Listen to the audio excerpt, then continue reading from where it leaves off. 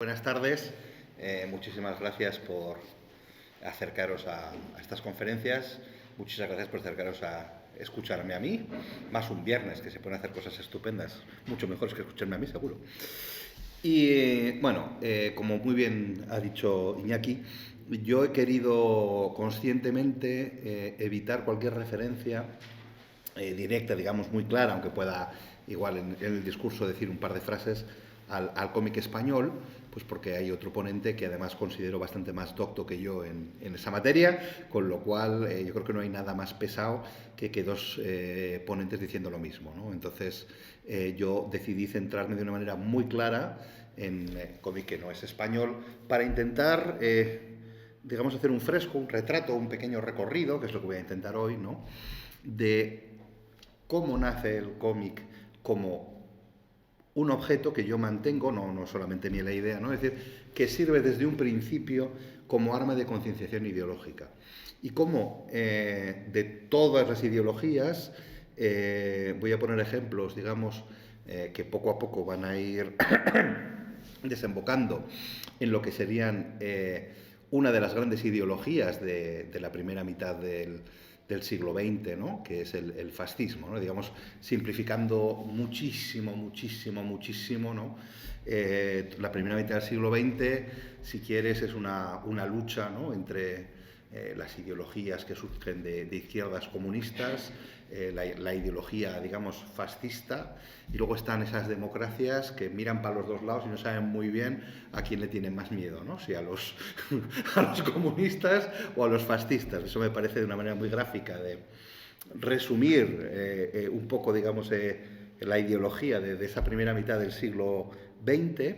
Y creo que en el cómic eso se refleja de manera muy clara y en especial, como veremos, en el cómic italiano. Entonces, analizaré sobre todo también esa parte del cómic italiano, ahora veremos cómo y por qué. Y digamos, intentaré explicar cómo cuando en España el franquismo, no el franquismo, en el caso que nos ocupa, que es el carlismo, quiere hacer una revista infantil como es Pelayos, está copiando, está imitando modelos italianos de cómic que conoce perfectamente y que el fascismo italiano había hecho antes que ellos. Y cómo después, ya por digamos, cerrar no solamente en esta revista, es decir, hay cosas que se van a imitar en revistas como La Ametralladora, por ejemplo, y luego en todo lo que va a ser los cómics del primer franquismo después de la guerra, también está imitando esos modelos, ¿no? Y cómo incluso, ya lo veremos, hay incluso contactos concretos y, digamos, complicidades concretas entre los cómics italianos y el fascismo italiano y los cómics españoles, digamos, asociados a la ideología del bando nacional. Entonces es un poco, digamos, la charla que quiero un poco desarrollar para ustedes como primer contexto. Luego me imagino que Jaume hará un análisis maravilloso del cómic en España en toda esta época y luego ya otros ponentes posteriores ya entrarán en materia ya de la revista concreta, etcétera, etcétera. Bien, pues lo primero que yo debo decir es que dejando aparte, digamos, las cuestiones formales de si el primer cómic es uno, es otro, que no es lo que yo quiero entrar, es decir, el primer cómic de éxito o la primera plataforma donde el cómic de verdad se convierte en un medio, en una disciplina de alcance universal, es el cómic americano de prensa. Es decir, estamos hablando de que hay en un momento en que, por un lado, William Randolph Hearst, el famoso magnate de la prensa, como todos sabéis, y luego por otro lado estaban Publisher, ellos tienen en prensa unos periódicos y se dan cuenta de un principio muy curioso. Y es que en Estados Unidos, en esta época, ponernos en el contexto de finales del siglo XIX, primeros años del siglo XX, hay una inmigración muy fuerte en Estados Unidos de muchos países. Hay inmigración alemana, bueno, de todo el mundo, ¿no? Es decir, de gente que no sabe inglés. Es decir, que se ha ido para allá con lo puesto y no sabe inglés. Y se dan cuenta que los chistes con muy pocas frases y ayudando el chiste con la frase que la imagen describe cosas, eso sí lo pueden leer. Y eso se convierte en un éxito. Es decir, gente que no tenía un periódico para informarse y leer, empieza a comprar estos periódicos porque sí que le llega, es decir, a poco tiempo que llegue ese inglés súper rudimentario ya de pura practicidad, de necesario para poder sobrevivir en un país en que se habla inglés, ya lo empieza a leer y lo empieza a entender y empieza a comprar ese periódico. Por supuesto, eso hace que estos periódicos tengan un lector muy básico, muy popular. No estamos hablando de un periódico elitista ni de un lector burgués culto. Estamos hablando de un lector de base, de pueblo, de un lector obrero, para que me entendáis, ¿no? Entonces, el ejemplo por excelencia lo tenemos aquí, ¿no? Que es Ucolt, Richard Felton Ucolt, que crea una primera serie, ¿no? Que es el Hogan Salley, para el New York World de Pulitzer, y que después lo va a robar Hearst y se lo va a llevar a su periódico, ¿no? Entonces, si vemos algunos ejemplos de lo que veis aquí, que son pues la vida cotidiana de los chavales y de la gente, ¿no? En un barrio popular neoyorquino, ¿no? Es decir, estamos hablando, esto es pues lo que vemos, si queréis, en el cine de la película del Padrino, cuando el Padrino llega a Estados Unidos de joven, ¿no? Es decir, son esos barrios populares, ¿no? Y veis cómo, van haciendo este tipo de cosas, ¿no? En esta serie del barrio van a hacer el personaje quizás popular por excelencia del cómic, el primer personaje universal que todos conocemos como The Yellow Kid, que era este chico amarillo, ¿no? Que empezaba a tener los textos escritos en el jergón, en el vestido este amarillo que llevaba. Aquí lo veis en el del barrio, pues en alguna de estas no salen todos, pero es este chico de aquí, aunque aquí no esté en amarillo todavía. Es este personaje de aquí, aunque en este caso no vaya en amarillo. ¿Vale? Y bueno, pues veis un poco lo que era esa vida de los pilluelos, de los chavales por la calle, que era un poco lo que intentaba, digamos, sacar, ¿no? Entonces, bueno, aquí lo veis haciendo regatas, aquí lo veis con una boda, con los niños en el barrio. Son ejemplos, sin más, de tiras que publicaban, ¿no? Y esto era tremendamente popular, Aquí va a haber además un primer cambio que todo el mundo va a conocer, que creo que lo tengo en una de las tiras estas, ahora lo veremos un poquito más adelante, que es... Mira, aquí tenéis al niño amarillo, como lo veis de una manera muy clara, aquí está la iconografía tal cual es, con la vida del barrio. Aquí una carrera de perros, una carrera de bicicletas. Esta es la tira mítica por excelencia del 25 de octubre de 1896, que es donde el chico amarillo va a incorporar ya el globo, el balloon, lo que es nuestro globo de texto, ¿no? Para incluir diálogos. Esto va a enriquecer de una manera terrible esto, porque le va a permitir a los personajes, ¿no?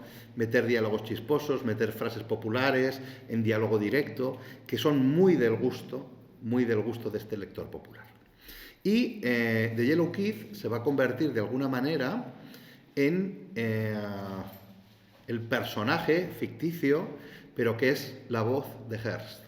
Es decir, los periódicos de Hearst, de prensa amarilla, que eran estos periódicos, tenían una ideología muy muy clara, muy muy marcada por Hearst, muy extrema, es decir, esa expresión de prensa amarilla como algo muy exagerado, como el escándalo, como etcétera, etcétera, es algo que Hearst, digamos, acuña como estilo, ¿no?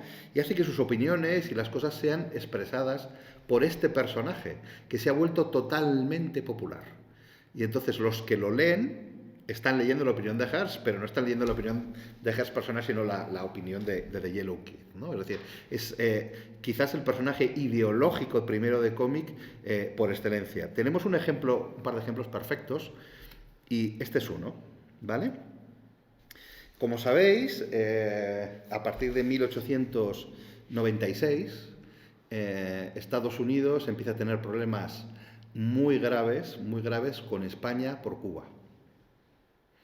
Y que esto, digamos, terminará pues con la famosa guerra de Cuba, que perdemos Cuba en 1898 con el hundimiento del Maine. Y Hearst, desde 1896, es tremendamente belicoso y hace a través de The Yellow Kid propaganda en favor de Estados Unidos y Cuba para que se inicie la guerra contra España. O sea, directamente él está ya ideológicamente provocando la guerra, ¿no? Y aquí tenéis un ejemplo muy claro en que los niños están desfilando, tiene que iba de artillería, hay diferentes elementos explicando por qué es malísimo para Estados Unidos y los americanos lo que hacen los españoles y por qué tiene que acabar con una guerra en Cuba, ¿no? Aquí tenéis otro ejemplo que creo que también es con los heridos, con la guerra. Y aquí tenéis el ejemplo por excelencia. Aquí a la derecha vais a ver cuando ya estalla la guerra. Él hace chapas de The Yellow Kid con Cuba Libre y las distribuye con el periódico. Y aquí tenéis una caricatura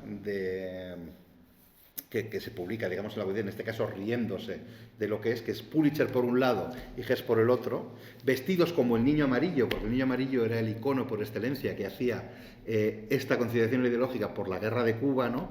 Y cómo van ellos diciendo, pues, por qué hay que hacer la guerra, etcétera, etcétera. Es decir, cómo están creando esa opinión.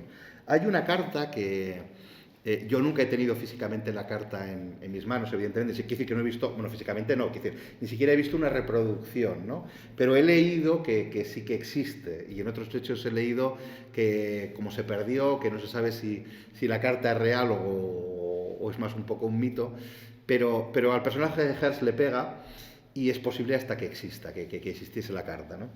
Hay un momento, antes justo del hundimiento del Maine, que vosotros quizá ustedes conozcan de ilustración un pintor americano muy bueno del oeste de los indios que se llama Frederick Remington, que hacía unos caballos del oeste y unos indios maravillosos, los mejores de la pintura americana. Si uno va a los grandes museos americanos de temática del oeste, está él. Pues en estos años trabaja para Hearst como ilustrador y Hearst lo manda a Cuba con idea de que dibuje todas las atrocidades que supuestamente hacían los españoles en Cuba, ¿no? Para fomentar la guerra, ¿no? Pues le pedía que buscara como en un sitio donde la esclavitud estaba abolida en Estados Unidos, pues cómo los españoles tenían esclavas negras y las vejaban.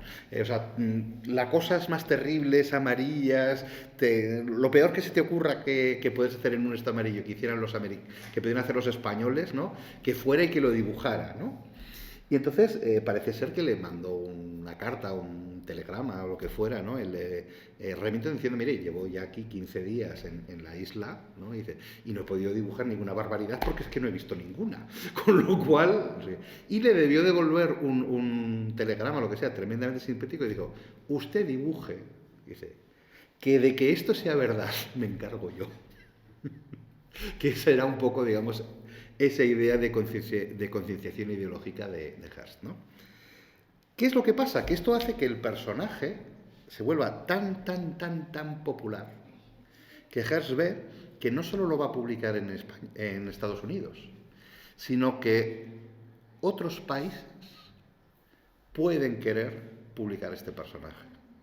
Y entonces empieza a meterle cosas de aventuras internacionales. Aquí lo tienes en el Louvre, por ejemplo. ¿Por qué? Porque él ve que ya va a poder vender su idea, que es el cómic de prensa, no solamente en Estados Unidos, sino a nivel global. Por eso digo que es el personaje por excelencia que consigue que el cómic se convierta en una... Y es un personaje ideológico, puro y duro, pensado para eso, para condicionar a las clases populares por Hearst, que era un señor pues particular. Claro, le funciona muy bien y siguen cogiendo a otros personajes pues distintos, pero con un poco la misma finalidad y los periódicos empiezan a venderse estas tiras de prensa pues de personajes tan conocidos como aquí en España se llamaron los cebollitas, ¿no? O yo qué sé, aquí tienes a Happy Hooligan, por ejemplo, ¿no? que era muy famoso de Oper, ¿no? O Mutanyev, de hecho, hay una expresión que ahora ya estará como en desuso, pero hasta hace relativamente pocos años, Mutanyev, sabéis que uno era muy alto y otro era más bajito.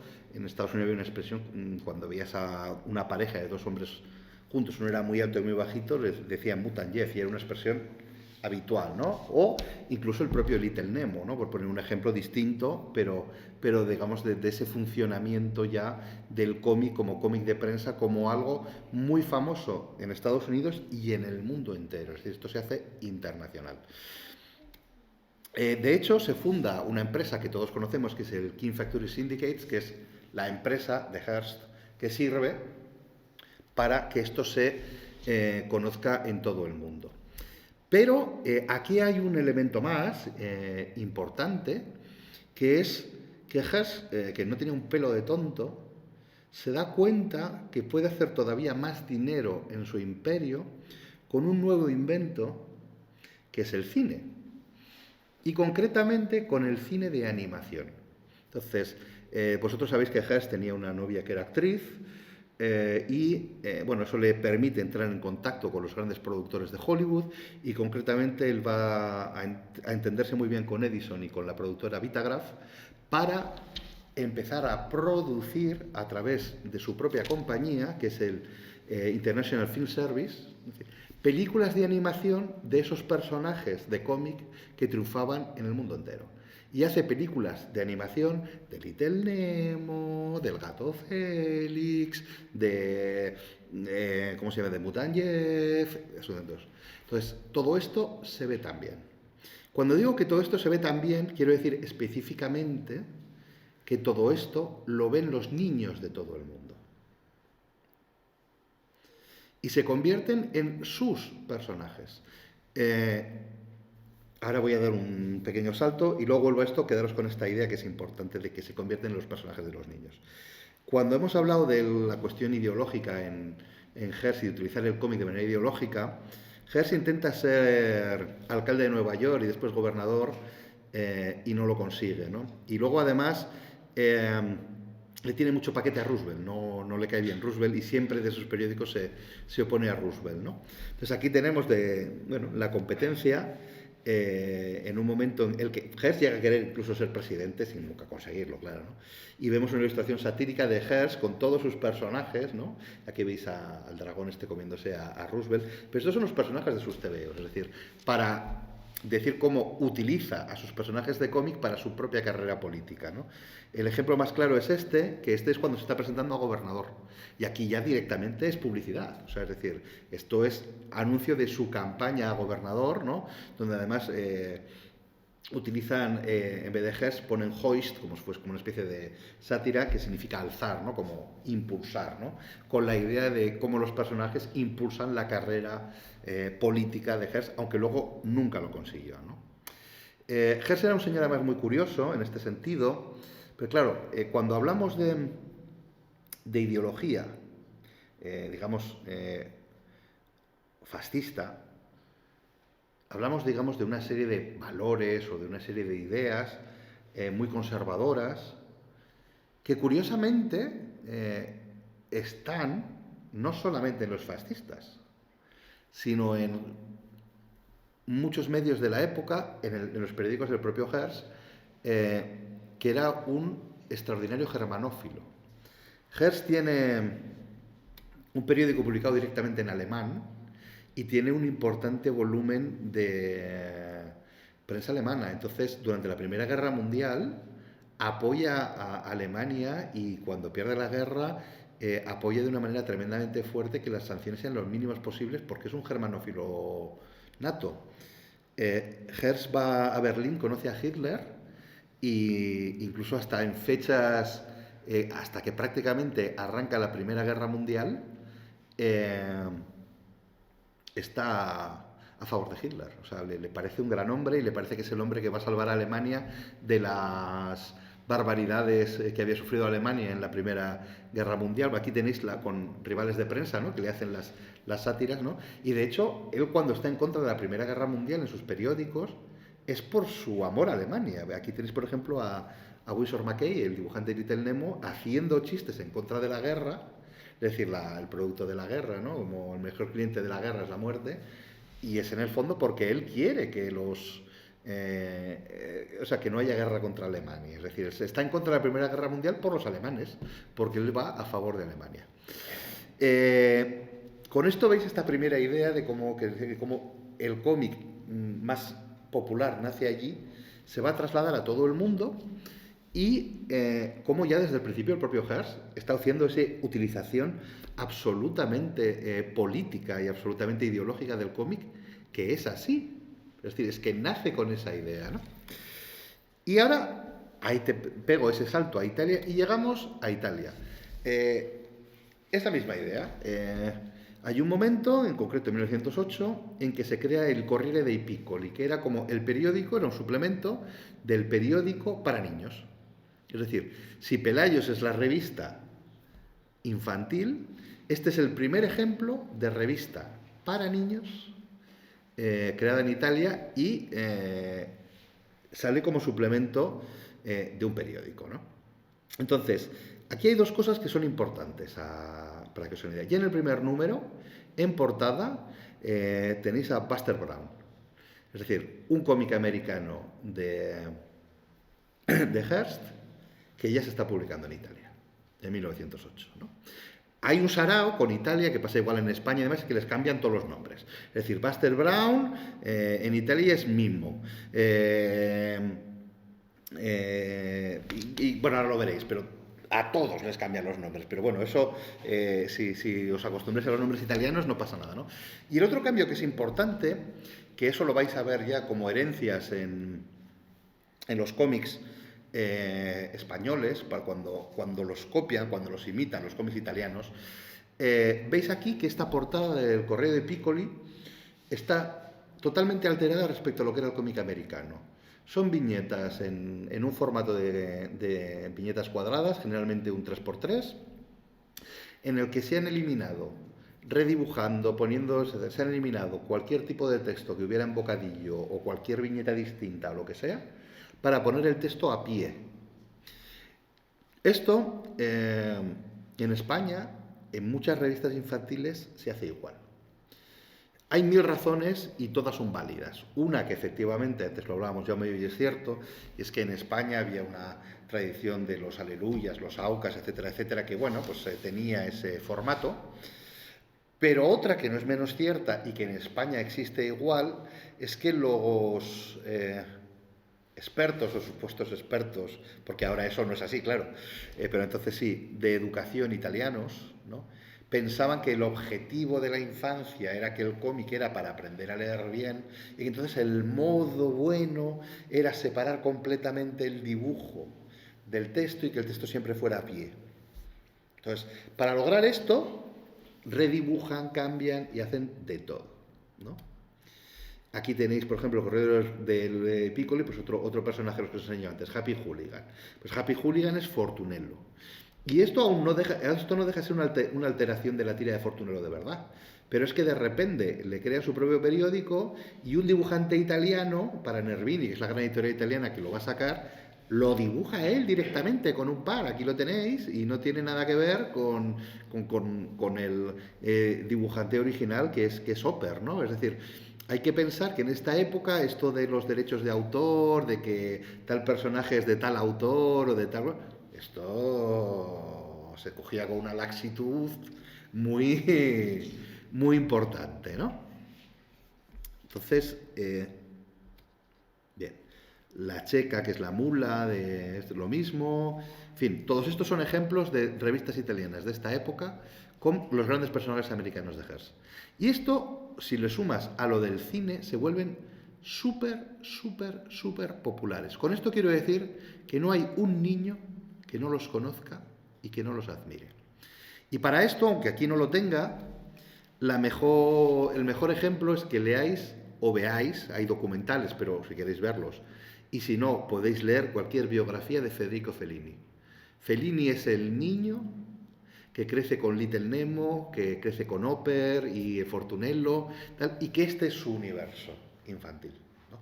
Y que para él eran sus amigos, eran los seres que le empiezan a hacer fantasear. Y los grandes dibujantes italianos, por ejemplo, en el caso de Little Nemo, que es maravilloso, directamente dicen, un niño que suena, qué buena idea. A veces lo adaptamos al formato cuadrado, como es este caso, y lo cambian entero, y a veces lo plagiamos. Y lo plagian con total tranquilidad y hacen sus propias versiones de Little Nemo, dibujantes italianos, pero que es Little Nemo, te pongas como te pongas, ¿no? Y esto también lo podéis ver en la exposición. De repente tenéis dibujantes y dices, coño, que este guerrillero carlista parece Popeye. Pues ya, es que seguramente es Popeye. Cambiado, pero ese grafismo está ahí, ¿no? Es decir, es donde ves, hay muchos grafismos que hay aquí que se parecen muchos a muchos grafismos que habéis visto en portadas de allí. ¿Por qué? Porque también eran populares en España. Porque, de hecho, van a copiar mucho a los italianos. Bueno, voy a correr un poco más porque me quedan 5 o 10 minutos, entonces ya lo he hecho muy mal. Otra cosa que hacían mucho los italianos y que en España se va a copiar, esto se ve mucho en el primer franquismo, es dar esa vida real a los personajes como si fuesen personajes reales de la editorial. Esto es una supuesta comida de la editorial italiana en que están invitados los personajes de los tebeos y que la mitad son americanos, pero aquí hay unos cuantos que son italianos, ¿no? Y para que veáis que son súper populares, aquí, por ejemplo, es un espectáculo de teatro con estos personajes y los niños iban a ver este teatro, es decir, realmente todos los niños conocen esto, ¿no? Luego, otra cosa que quería decir es cómo, incluso antes de que llegue el fascismo, hay temas, como es el colonialismo desde un punto de vista europeo, que ya se trataban.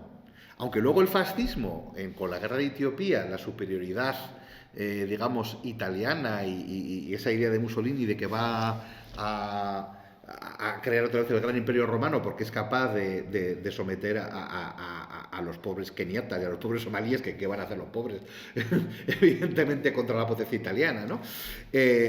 Bueno, pues, pero esto ya estaba antes, es decir, que en el fondo había un eurocentrismo conservador, colonial, en toda la cultura europea, y los cómics lo reflejan, ¿no?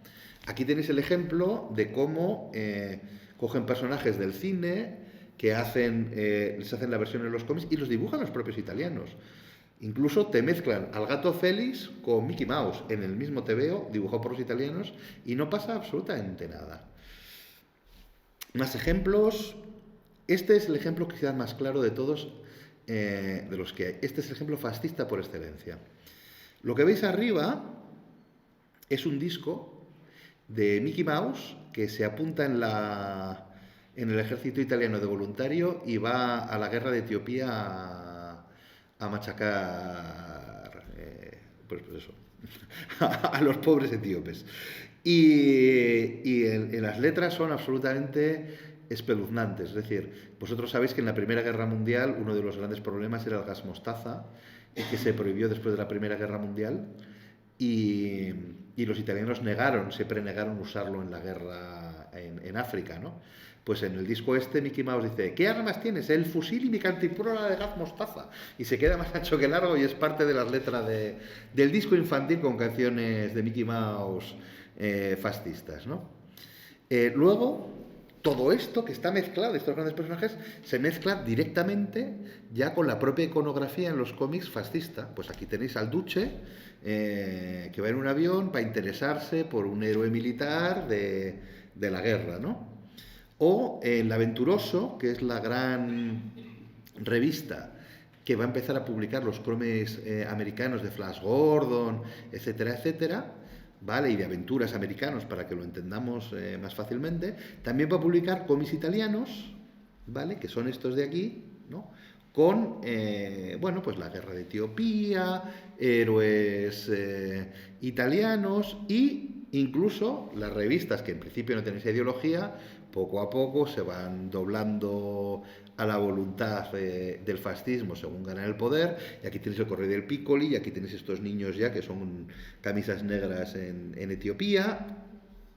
O este cómic inglés, por ejemplo, arriba tenéis, si lo veis aquí, tenéis lo que es la cabecera de un cómic de aventuras, pues aquí está Egipto, aquí no sé qué dónde diablos es, ¿no? Y tenéis abajo la versión italiana en la que, vamos a quitar al señor de arriba con Egipto y ponemos con la camisa negra y el saludo fascista, que nos queda fenomenal, y luego redibujamos una viñeta con la camisa fascista y el resto del cómic es inglés, que es anterior, pero lo, digamos, hacemos más fascista y más acorde a lo que nosotros queremos publicar ahora, ¿no? Y a la ideología que tenemos que sacar. Aquí tenéis otro ejemplo, muy claro, de este mismo TVO. Y aquí ya directamente, pues aventuras directamente fascistas en su temática, ¿no? Hechas directamente en Italia.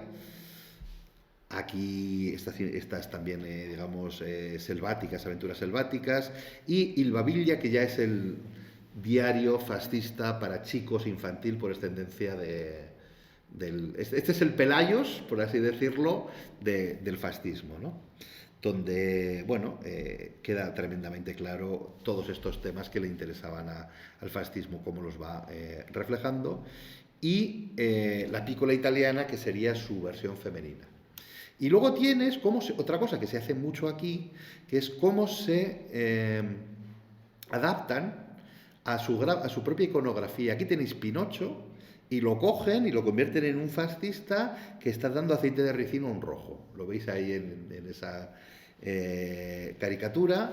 Otra cosa que era tremendamente italiana y de la época, que parece mucho, son los cómics de aventuras, en que se destaca la aviación italiana, que era uno de los grandes orgullos del fascismo, y la cantidad de cómics de aventuras fascistas con héroes aviadores, pues lo leían todos los niños y eran un poco los héroes que habían combatido pues por el fascismo y por Italia, ¿no? El Victorioso es en esa misma línea y tienen cosas curiosas, como por ejemplo la Pantera Yalla, que es un personaje que se crea en esta línea, ¿no? Que es un fascista puro y duro. Aquí ahí tenéis abajo el retrato de Mussolini, ¿vale? Pues la Pantera Yalla, el protagonista, que aparece como Dick Fulmine, ¿vale? Está redibujado y está hecho para que sea Mussolini. Tiene ese mismo perfil de la cara de Mussolini, si lo veis, ¿no? Y por supuesto, el malo de esta historieta tiene que ser un negro de una manera tremendamente clara, que es Zambo, porque está hecho en el momento en que está en la guerra en África, ¿no? Y que en España, de hecho, se va a publicar bajo el nombre de Juan Centella. Y aquí tenéis, por ejemplo, otras cosas. El héroe de Villahermosa. Este es uno de los varios ejemplos en que directamente los italianos, por esa complicidad entre Mussolini y el régimen durante la guerra y el régimen franquista, ¿no? Hacen aventuras ambientadas en España, en algún episodio de la Guerra Civil Española. Este es muy curioso, como os contaba antes, porque eso que veis ahí como en medio rojo, esa rosa y tal, se supone que es rojo. Entonces, a los rojos era muy fácil de identificar porque todos iban con camisa roja, con lo cual, si veías uno con camisa roja es el que había que dispararle, ¿vale? Y luego, todos estos que veis ahí, héroes guerreros que están matando rojos, son todos italianos. Es decir, los españoles del Banco Franquista deben estar tomando el sol, porque aquí son todos los héroes italianos que han mandado Mussolini a España, los que se encargan ellos solitos de ganar la guerra contra el rojo, ¿no? O el ejemplo por excelencia, que es Il Legionario, que es un aviador que lucha como aviador en la Guerra Civil Española directamente, ¿no? Este ya es el producto, digamos, más conocido y más claro ambientado en la Guerra Civil, pero es un producto italiano, es decir, existe esa complicidad de una manera así de clara, ¿no? Vale. He de decir que si nos ponemos a hablar de valores clásicos, es decir, valores que los diferentes regímenes fascistas van a tomar como propios, pues resulta que en esa línea que os digo yo de que existían ya en el cómic desde siempre en Europa, estaban. Es decir, estos son unos ejemplos de cómics franceses que son absolutamente totalmente en contra del comunismo y del judaísmo. Es decir, lo que es el judío como ser sospechoso y malo y el comunismo como ideología terrible, ¿no? Aquí tenéis con el ejemplo de la Faire des Fruits, no me saldrá ahora, el affaire Dreyfus, que no me ha salido bien, ¿no? Que ves cómo están los franceses hablando en una cena y cómo se pegan. Es decir, si había algo antijudío en el affaire Dreyfus y los propios franceses acaban peleados, es que por lo menos la mitad de los franceses tenían algo antijudío, ¿no? O el asunto de Panamá, en el que eran los judíos los que con el canal de Panamá estaban haciendo todo el tema de los sobornos y el dinero, o este que es maravilloso, que son si les pones de un lado la cara son los franceses son bolcheviques y si le das la vuelta son judíos argelinos. O sea, eso es una maravilla, la misma imagen. O aquí la expulsión de los indeseables, que estaban en portada, que era simplemente entrar y coger a todos los que no eran de nacionalidad francesa y los echaban de mala manera y se los enseñaba como algo positivo, ¿no? Aquí, bueno, tenemos clarísimo, ¿no?, la victoria francesa sobre todo lo que es, en este caso, el norte de África, ¿no? Marruecos, o la Francia católica atacada por la judío-masonería. Es decir, todas estas ideologías estaban ya antes en países que no son especialmente sospechosos de ser digamos, ideológicamente fascistas, ¿no?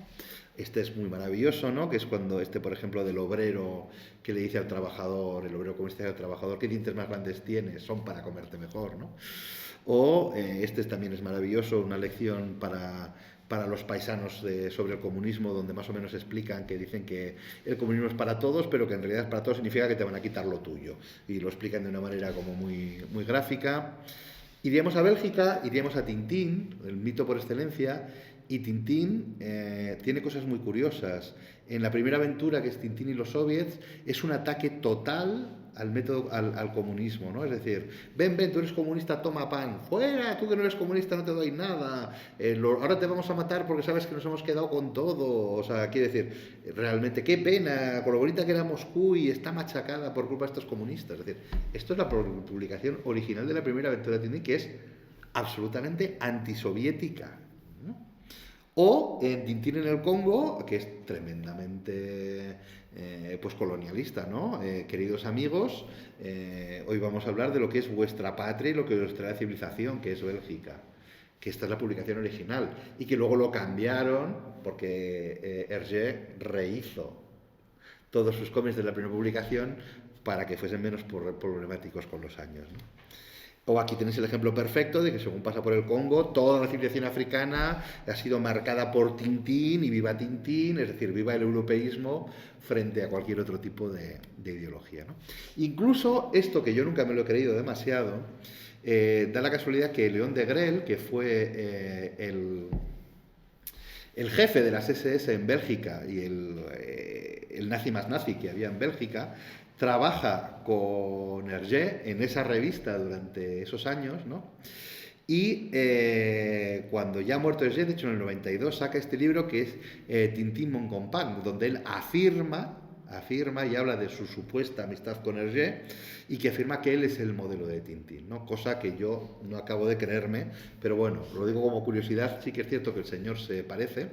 Y luego hay una cosa que es curiosa, pero si lo sabéis, el hombre cuando después de perder la Segunda Guerra Mundial, que lo van a juzgar en Nuremberg por crímenes de guerra, el tío se escapa a España y vivió tan ricamente en San Sebastián bajo el nombre de José León Ramírez Reina hasta el año 94, que es cuando muere. Es decir, que es un señor que ha estado viviendo de vecino nuestro hasta ayer por la tarde.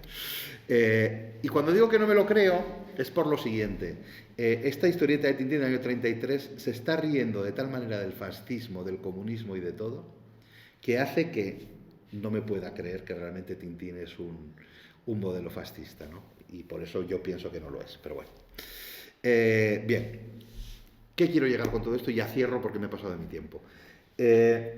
Cuando en España, por ejemplo, Miura hace La Ametralladora, que es una revista por excelencia del bando nacional, Miura coge directamente los cómics italianos y los fusila. Directamente. Tiene acceso y los fusila. Y en esta misma revista hay chistes que yo los he estado viendo, algunos no lo conocía y digo, este chiste lo he leído yo en un TV italiano. Es decir, hay chistes copiados. decir, además de esa, digamos, relación directa, de imitación en forma, de imitación en tipo de contenidos, de, digamos, copiar esa, no solamente las ideologías, sino esa idea de mostrar a los niños como militares, esa idea de combinar textos escritos tipo reportaje, incluso pequeñas actividades de juegos, con cómic, con tal, es decir, son calcos muy, muy claros de un modelo italiano. Incluso, que me lo comentabais y es verdad, es decir, estos cómics americanos que eran tan famosos y que también eran conocidos aquí por el cine, aparecen cogidos, sacados y reproducidos ahí, mezclados con la producción propia, porque para un niño estos no son seres ficticios, son seres reales. Son sus amigos, son sus héroes, son sus mitos dibujados. Y que tal personaje aparezca es lo que le lleva a comprarlo. Que tal personaje le diga, cambiando un diálogo, que tal cosa es A o tal cosa es B, le convence mucho más porque se lo está diciendo ese personaje que admira, ¿no? Entonces, bueno, creo que con esto debería explicar más cosas, pero creo que he hecho un recorrido bastante bueno y bastante general que explica bastante bien cómo todo lo que pasa en España no viene a ser más que un paso más o una especificación concreta, ¿no?, de un modelo que ya existía, ¿no?, y que tenía una amplitud mucho más grande de lo que a veces nos parece. Y ya está. Muchas gracias.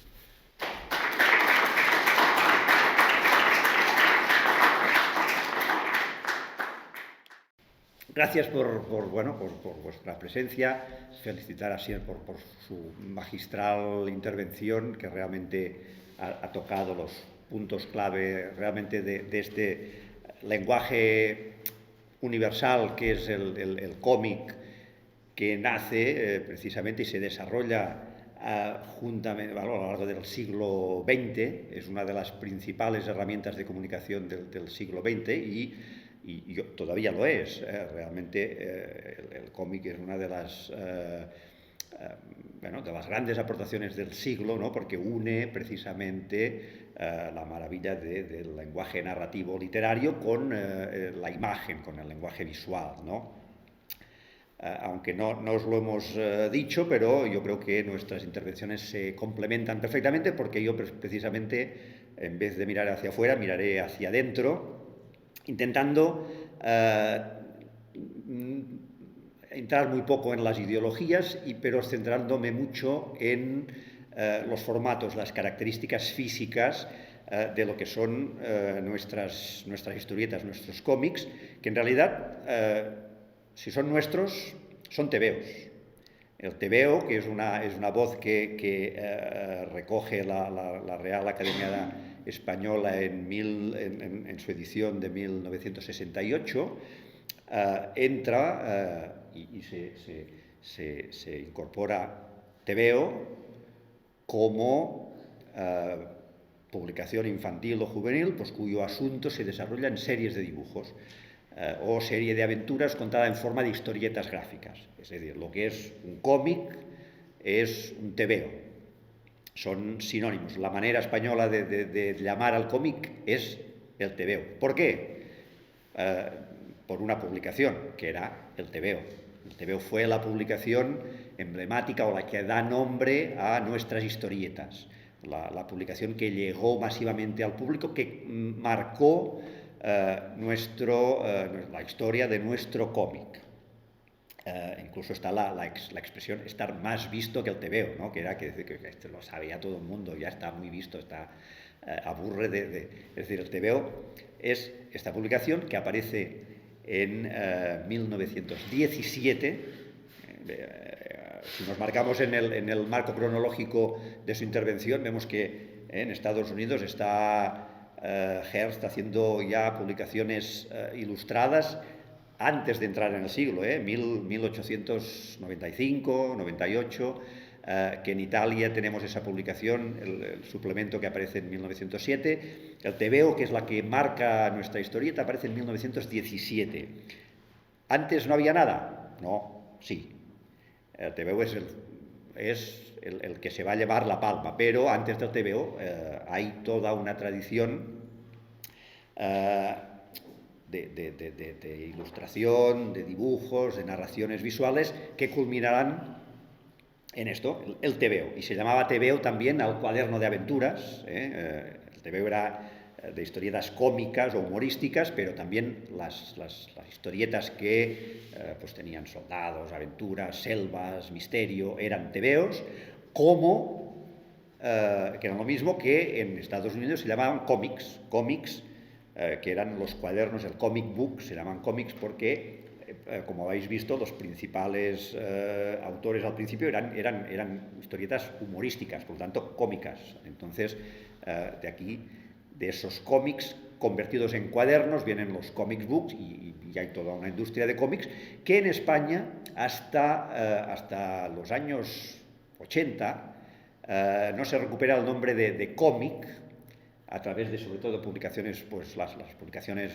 para adultos, que superan la herencia del tebeo, ¿no? El tebeo, Bruguera, Pulgarcito, toda una serie de publicaciones en las que la historieta estaba pensada como solo un producto para los niños, ¿no? Hay una serie de autores en esos 70 y 80 en que reivindican la historieta como herramienta también para llegar a un público adulto con temas y imágenes explícitas para adultos y que recogen el nombre de cómic. Y hoy pues se usa más cómic que tebeo, pero tebeo yo encuentro que es una maravilla que tengamos una palabra tan clara y explícita para nombrar precisamente una revista como Pelayos. Para Pelayos era un tebeo, ¿no? Y Pulgarcito y muchas otras revistas son tebeos. Entonces, ¿de dónde vienen nuestros tebeos? Aquí vemos unas publicaciones catalanas que, para explicaros que en Cataluña aparece una revista que se llama En Patufet, que es esta revista pequeñita que tenéis aquí, que aparece en 1904 y que tenía unas características ligeramente distintas que las que tenía el tebeo. El Patufet era más pequeño, es decir, en el fondo todo iba por cuestiones técnicas, pues se imprimía una hoja de papel a una medida y esa hoja de papel se plegaba en 4, lo que te daba 8 hojas de historieta. Entonces tenías un tebeo, pero si lo plegabas otra vez tenías un tebeo más pequeñito que tenía más páginas, aunque el impresor se había gastado el mismo papel, solo era la cuestión de distribución de las planchas. Pues en Cataluña hay una serie de tebeos que no se llaman tebeos, sino que se llaman patufets. Hay unas revistas infantiles pensadas para niños que se llaman patufets, que tenían unas características distintas de las que tenían los tebeos. De la misma editorial que Patufet es Virolet, que es precisamente una revista que es un tebeo. Mientras que estas otras revistas son revistas que siguen el formato de Patufet, que son revistas en las que sí se utiliza el chiste, se utiliza el cuento ilustrado, se utilizan los pasatiempos, pero no se utilizan, o se utilizan muy poco, o se utilizan muy adelante, o sea, desde 1904 pues, hasta 1920, no se introduce la historieta, la narración de hechos utilizando distintas secuencias de imágenes. Por lo tanto, en Cataluña sí que podemos hablar de dos formatos distintos. Los patufets son unas revistas que tienen un formato y los tebeos son unas revistas que tienen otro formato, y aunque las dos están dirigidas a público infantil, tienen sutiles diferencias. Y seguramente el patufet tiene una intención mucho más didáctica, pedagógica o incluso ideológica que los tebeos. Los tebeos tienen una intención mucho más lúdica. ¿Qué quieren los tebeos? Que los niños se lo pasen bien. Que se lo pasen bien implica que van a pedir ese tebeo a sus padres, y si lo piden, pues van a vender más tebeos. Es decir, es un producto que tiene una voluntad comercial, mientras que los patufets siguen teniendo, Patufet era también una herramienta de trabajo ideológico de los niños catalanes. La imagen en la prensa es fundamental, es decir, cuando aparece la prensa, con los índices de analfabetismo que tenía este país, el hecho de incorporar la imagen amplía la difusión de esas publicaciones, ¿no? él lo ha explicado muy bien, y en este país, aunque no había problema con el idioma, sí que había problema con el saber leer o no saber leer. Es decir, tenemos que pensar que estábamos en un país con unos índices elevadísimos de analfabetismo. Entonces, una publicación, que es una cosa que se tiene que leer, era inaccesible para una gran parte de la población. Cuando la imagen se incorpora a la prensa, se abre una ventana de público. Entonces, en este país, pues, durante todo el 18 van apareciendo publicaciones que incorporan con normalidad la imagen. ¿Por qué? Porque pueden acceder a mucho más público, ¿no? Hay algunas publicaciones específicamente dedicadas a reproducir láminas, dibujos, viajes, inventos. Estas ilustraciones, ¿no? Apareció la ilustración artística, la ilustración española, la ilustración iberoamericana, la ilustración de los niños, la ilustración de todo, ¿no? La ilustración era un título que derivó en muchas cabeceras, ¿no? Pero también, bueno, muchos tipos de publicaciones utilizan la imagen como gancho, como recurso para llegar a esta gente que no tenía la capacidad de leer y escribir. Nota aparte es la prensa satírica, la prensa directamente satírica, en la que se utiliza la imagen como herramienta también de comunicación, pero además como herramienta de edición, de ataque, de ridiculización del poder. Hay que tener en cuenta también que la prensa de este país, regulada a lo largo de prácticamente de toda su existencia por una rígida, férrea censura, la prensa generalista, es decir, toda la prensa de este país estuvo siempre sometida a una terrible censura. Hay alguna época del siglo XVIII en la que solo tenían permiso de impresión 4 publicaciones en todo el Estado, ¿no? Es decir, es realmente una restricción de la posibilidad de publicar. Entonces, cuando la prensa normal no tiene la posibilidad de decir una serie de cosas, la prensa satírica toma el relevo. ¿Por qué? Porque mediante una cosa tan magnífica como el humor y la imagen, el humor permite hablar de una serie de cosas sin tener la necesidad de explicitarlas. Es decir, todo el mundo puede entender que se está diciendo una cosa sin decirla realmente, ¿no? Entonces, este juego es un juego que en este país realizó la prensa satírica continuamente, en épocas más, en épocas menos, y tenemos mucha prensa satírica de los años 20, el Zurriago, hay varias publicaciones muy incisivas, el Duende Crítico de Madrid, que son básicamente textuales, hay poesía, ripios, adivinanzas, juegos de palabras, pero a partir de los años 30, a raíz de la aparición en Francia de la caricature, que es una publicación en la que Charles Philippon, Condomier y un equipo de dibujantes extraordinarios incorporan la caricatura en sus páginas, aquí también llega la caricatura a las páginas de la prensa satírica y tiene un éxito espectacular, ¿no? Hay unas publicaciones espectaculares a partir de la década del 1870, como son Gil Blas y especialmente La Flaca. Esta es una doble página de La Flaca. La Flaca era una revista monumental, eran unos periódicos de esta medida, que eran 4 páginas, y la doble página central era siempre una lámina como esta, maravillosa, litografiada a 3, 4, 5 colores, dibujada en la piedra. Era una maravilla técnica, pero eran publicaciones dedicadas a un público lector adulto. Es decir, en ningún caso se piensa que estos dibujos son para los niños. De hecho, no se piensa en el niño como lector. Durante el siglo XVIII casi nadie se plantea que el niño tiene que aprender a leer, pues que lea. Se empiezan a publicar algunos cuentos pues más o menos ilustrados, pero no mucho. Realmente no se empieza a pensar en el niño como destinatario de las publicaciones hasta finales del siglo. Entonces, es verdad que alguna de las primeras revistas, o una de las que tiene más impacto en el público en España, es esta que Carlos Fontaura publica en varias épocas, a partir de 1870, que es Los Niños, que es revista de educación y recreo, es decir, tiene muy claro que a los niños hay que educarles, y luego un poco de recreo también. Entonces publica cuentos, indicaciones. Está ilustrada, pero poco. Es decir, son revistas que se dirigen a los padres, que los padres compren para que los niños lean esas historias, esos cuentos, esos juegos.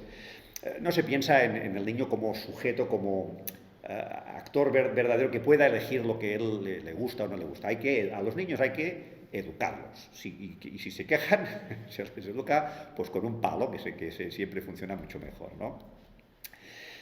Siguiendo en la prensa para adultos, en este país tenemos en 1897 una pequeña publicación muy rara en la que se juntan Joaquín Chauradó, que es un gran dibujante, y Francisco Navarrete. Se llama De Monigotti y no saca más de 15 números, pero es la primera publicación que es enteramente ilustrada, es decir, desde la primera página hasta la última son todo dibujos, historietas, viñetas, chistes. No hay un texto, una editorial, un cuento, un artículo, no, toda la revista es ilustrada, pero también siempre para público lector adulto. Además hay mucho interés, tiene mucho interés en dibujar militares, señoras, los temas que interesan al lector de la época. Y esta es la primera revista completamente ilustrada, lo que sería, un tebeo, pero este tebeo no está dirigido a los niños, es la primera publicación de historietas de este país. En 1904 aparece en Madrid Monos, que sigue más o menos la estela de Monigotti y combina textos y dibujos, es un semanario humorístico ilustrado, se considera la primera revista infantil, pero en realidad no era una revista infantil, aún no estaba pensada para el público menor de edad, pero sí que es verdad que sus dibujos, sus monos, que eran cómicos, y no tenían ninguna intencionalidad política, pues eran leídos por los niños de forma fácil, y los equívocos, mamporros, vemos esa primera viñeta en que el camarero le echa encima la bandeja al cliente, pues eso es lo que funciona siempre. En esta misma época, pues en el cine empezaban a funcionar pues los gags de porrazos, de gente que se tropezaba, que caía, que le caía algo encima. Es este humor muy fácil, muy sencillo, pero muy efectivo. Si tú no has visto, claro, si lo tienes muy visto, pues ya no te hace gracia, pero si no, pues un porrazo siempre te da bastante de reír. Y en 1904, en Barcelona también, aparece en Patufet, de la que os he hablado antes, que es una revista que va a durar hasta final de la Guerra Civil, hecha en catalán, con la intención de hacer proselitismo de una serie de ideas catalanistas. Por eso el Patufet es este personaje que lleva su barretina roja. Combina chistes, viñetas, ilustraciones con cuentos, textos y poemas. Está pensada ya directamente para los niños. El público destinatario de esta revista sí son niños, pero se tiene también muy claro esa función pedagógica de la revista, a pesar de que es una revista muy ilustrada y que a partir de 1905 entran en la redacción de Patufet los 5 grandes dibujantes de Cataluña, Piso, Junceda, Cornet, Llaverías, y van a ir pasando, porque es una revista que vive a lo largo de casi 40 años, van a ir pasando varias generaciones de dibujantes. Aquí se iniciará, por ejemplo, también Serra Massana o Valentín Castanys, que están como autores en Pelayos. Patufet no solo es una revista, sino que realmente se crea un emporio editorial. Patufet empieza después a publicar una serie de cuentos para niños, después publicará álbumes también ilustrados, álbumes de aventuras, toda una colección que es la Biblioteca Patufet, con una serie de personajes. También la otra revista que hemos visto antes, que es en Virulet, que tiene otro formato, que ya no es un Patufet, sino que es una historieta. También publica en 1930 una revista muy rara, que es de allá arriba, que se llama Skitch, que es una revista que, como os he explicado, el Patufet era una revista en la que se doblaba en 8, por lo tanto es una revista muy pequeñita. Pues l'Skitch era doblar otra vez este Patufet, con lo que tenías una revista así pequeñita, y Skitch en catalán es como un salpicar, ¿no? Cuando algo, entonces es una gotita muy pequeñita, ¿no? Entonces era una revista que era porque los hermanos, cuando llegaba la revista en Patufet a casa, se peleaban para ver quién era el primero que la leía. Pues tenías el Skitch, que eran 4 revistitas pequeñitas que se podían recortar, y cada hermano leía una revistita pequeñita y luego se las intercambiaban, ¿no? Es decir, pero decir que el editor de Patufet, que es Bagunyà, crea el primer imperio editorial catalán pensado y cimentado sobre los intereses de las lecturas de los niños. En 1915 tenemos una cosa que es maravillosa, que aparece Dominguín. Dominguín es una revista fantástica, enorme, en la que también dibujan los mejores dibujantes de Cataluña, Opiso, Apa, Cornet, y tanto el formato como las historietas imitan, copian, en algunas veces descaradamente, otras no tanto, reinterpretan, y en otras utilizan solamente el formato, estos strips americanos, ¿no? Es, bueno, pues un empresario que viajó a América, vio aquellas revistas llenas de cómics maravillosas que tenían mucha venta, mucha repercusión entre el público americano, y dice, esto pues lo podemos hacer porque este producto no existe en España, no existe en Barcelona, y lo intenta aquí y la revista no funciona, llega a apenas supera la veintena de números, a pesar de que es una revista maravillosa con autores deliciosos, pero no tiene mucho éxito económico. De hecho, empieza editándose así en color, y los últimos números ya son en blanco y negro, con una sola tinta, con una intención de abaratar costes y con muchos menos autores. Antes estaban los grandes autores y al final quedan menos autores, entonces, pero Dominguín fracasa como intento editorial, a pesar de que era una revista verdaderamente maravillosa. Si Dominguín se hubiese cimentado, se hubiese conseguido penetrar en el mercado, se habría cambiado la historia de la historieta española, porque estas maravillas de páginas que deben mucho el cómic americano, pero también a lo que hablábamos con Asier, ¿no? Esa tradición que eso pasa en toda Europa, así como los americanos rápidamente incorporan el bocadillo con los textos dentro de la viñeta. En Europa, en Italia no pasa, en España no pasa, en Francia tampoco pasa, y en Gran Bretaña tampoco pasa, en Alemania tampoco pasa.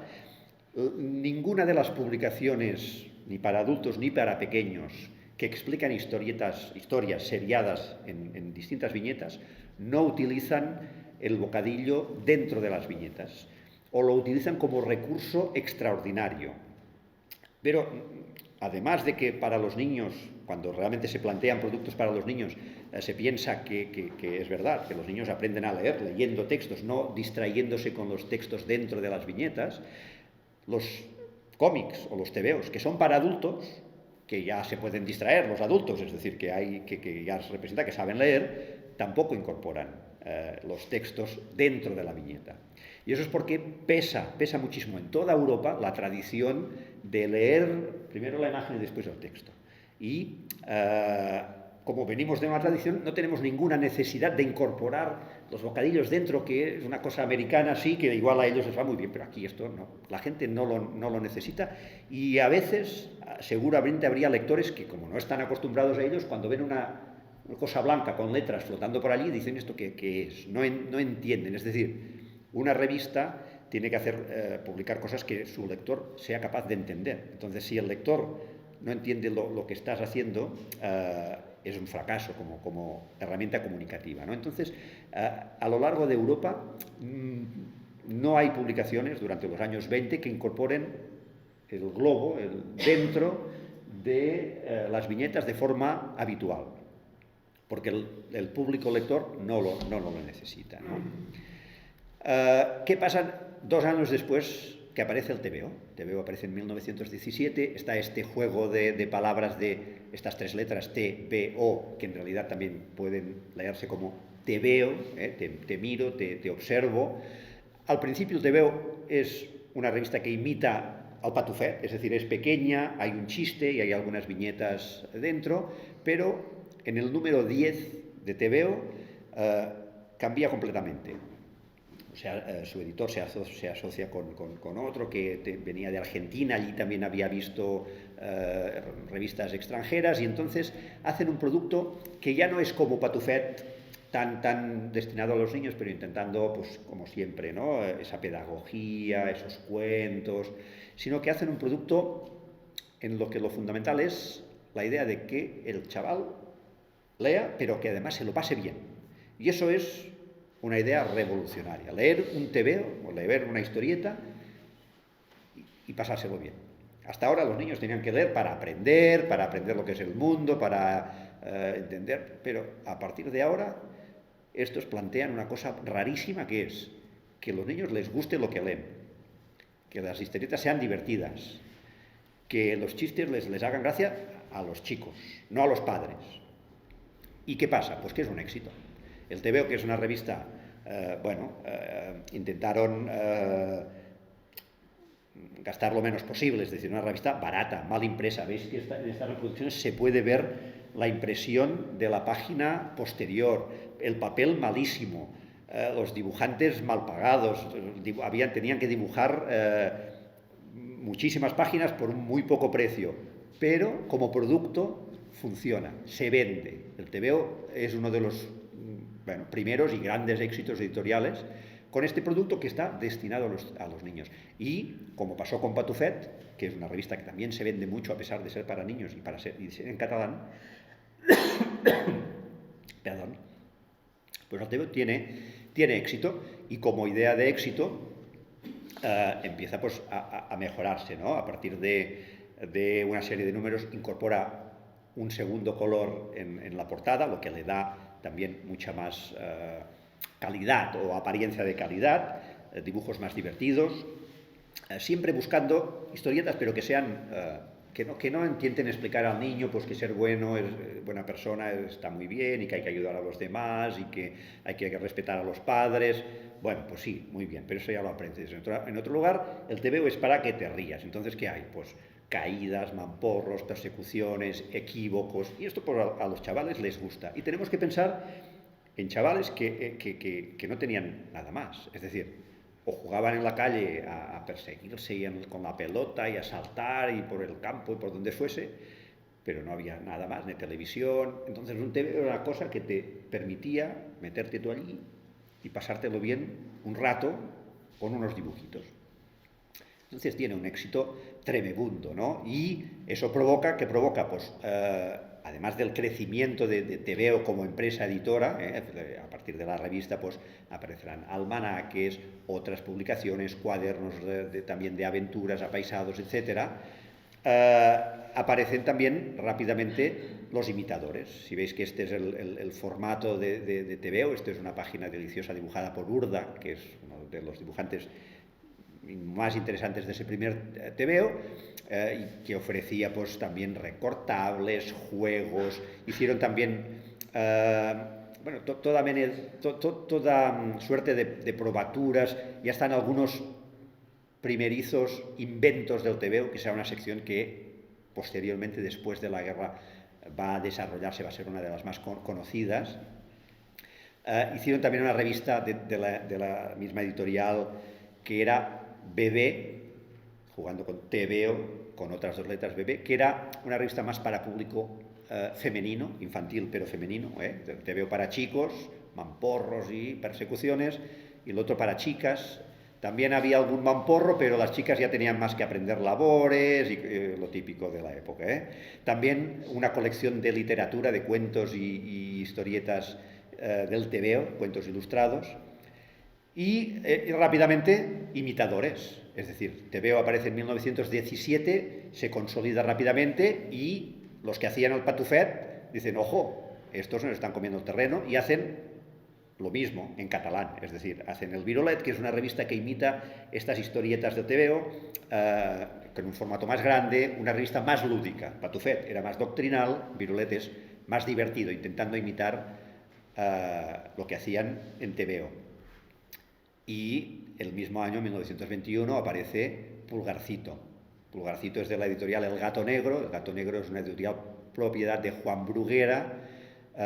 Es una editorial que se va a especializar en este tipo de público, que además tenía novelitas de aventuras, de lladres y serenos, de fulletón, es decir, pero tienen toda una serie de publicaciones que son siempre lo mismo, ¿eh? Hay muchos títulos editados por Bruguera, Colorín, La Alegría Infantil, Hay que ver, Crispín, Charlotte, hay muchas publicaciones que siguen el mismo formato y es esto, revistas divertidas para chicos. Aquí Bruguera va a fundar también un imperio y después de la guerra sus hijos van a crear la editorial Bruguera, que va a ser la que va a monopolizar el mundo de la historieta en este país.